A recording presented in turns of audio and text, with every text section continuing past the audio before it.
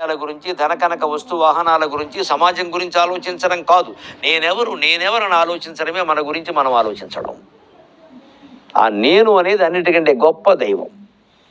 అన్ని మంత్రాల్లోకి ఏ మంత్రం గొప్పది అని రమణ మహర్షిని అడిగితే అష్టాక్షర కంటే పంచాక్షర కంటే నా దృష్టిలో గొప్పది 4 అక్షరాల మంత్రం అన్నారు. అదే నేనెవరు. ఆ మంత్రమే ఆయన చెప్పారు అందరికీ. నేనెవరు ఇదే మంత్రం అని చెప్పారు ఆయన. ఇదే ఆలోచించేయమన్నారు అంతే. అక్షరాల సమస్య కాదు. మనం ఆ మాయలో పడిపోతూ ఉంటాం. అష్టాక్షర అండి, పంచాక్షర అండి, షోడశాక్షర అండి, పంచదశాక్షర అండి, ఉపదేశం తీసుకోవాలండి, ఎప్పుడు తీసుకోవాలండి, చంద్రగ్రహణమా అండి, సూర్యగ్రహణమా అండి, ఎవరి దగ్గర తీసుకోవాలండి, ఈ మొత్తం వెర్రి తాపత్రయాలు పడతాను తప్ప అసలు తీసుకోవాలనుకుంటున్నవాడెవడు, ఇచ్చేవాడెవడు,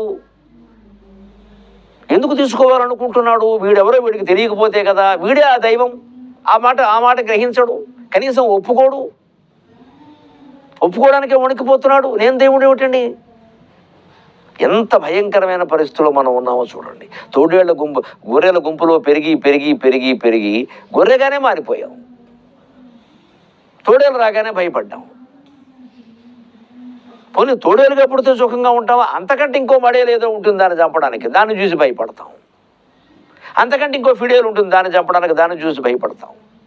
ఇలాగ మనం ఉన్న స్థితి ఏమైపోతుందో అని భయపడ్డాము. అంతకంటే ఉన్నత స్థితిలో వాళ్ళని చూసి భయపడ్డాం. ఇవన్నీ మనకి లేకుండా పోవాలంటే ఒకే ఒక మంత్రం రమణ మహర్షి చెప్పింది, నేనెవరు నేనెవరు నేనెవరు.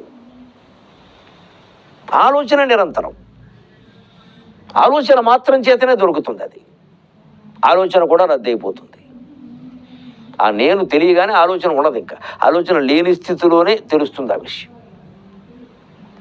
ఆలోచన రహితమైన స్థితే నేను, ఆలోచన శూన్యమైన స్థితే నేను. మన శరీరమే కైలాసం, ఆ ఒంట్లో ఉండే నేనే శివుడు. మన శరీరమే వైకుంఠం, ఆ ఒంట్లో ఉండే నేనే విష్ణువు.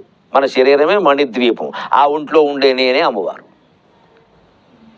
ఇవన్నీ ఎక్కడెక్కడో ఉండవు. వాటికి యాత్రా స్పెషల్ బస్సులు ఉండవు. ఈ సత్యం గ్రహించడానికి వ్యాఖ్యానం. జరాధ్వాంతర విప్రభాయే నమః. ఇప్పుడు గ్రహిస్తే ఎలా ఉంటుందయ్యా?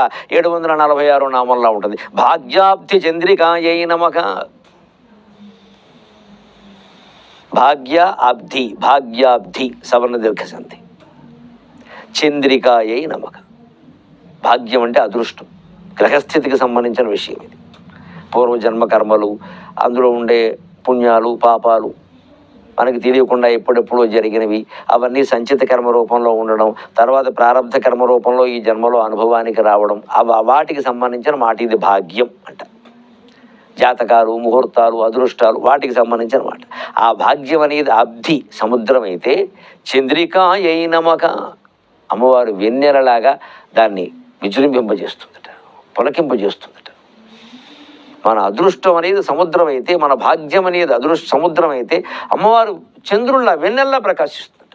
ఎందుకంటే పొన్నమ్మ నాడు వెన్నెల ప్రకాశించగానే సముద్రం మీద పడగానే సముద్రం పొంగుతుంది. అమ్మవారి యొక్క అనుగ్రహం మన జీవితం మీద పడగానే మన అదృష్టం పొంగుతుంది. అందుకని భాగ్యాబ్ధి చంద్రికాయై నమః అంటే భగవంతుడిని నమ్ముకుంటే గ్రహస్థితిలో అన్ని మార్పులు వస్తాయి, రావాల్సిన మార్పులు వస్తాయి. మనం అడగద్దు, వస్తాయి.